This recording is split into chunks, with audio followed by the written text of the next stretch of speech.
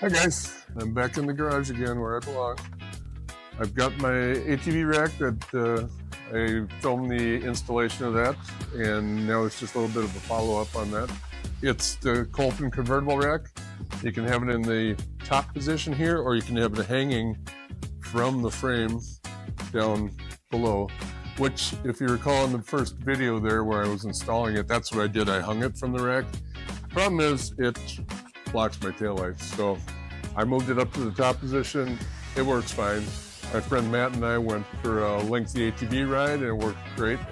Construction on this thing is pretty darn good, all except for those U-bolts that I pointed out when I was installing it. Those are pretty cheap, and I will be replacing those sometime in the future, but all in all, it worked really great.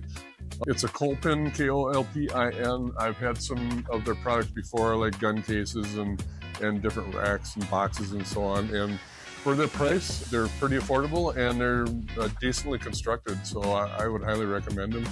There are more expensive options out there, but it all depends on what you need it for. So I'm going to be using this pretty much exclusively for ice fishing.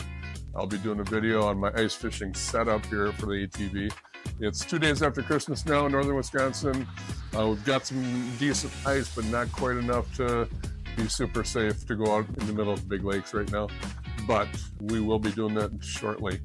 So that's that. Like I said, I'll be filming a video about my ice fishing setup on the ATV. I've got an auger that mounts on the front. I've got a phone mount for using my Navionics GPS, all that stuff. And we'll do that for you. Now, this is my garage.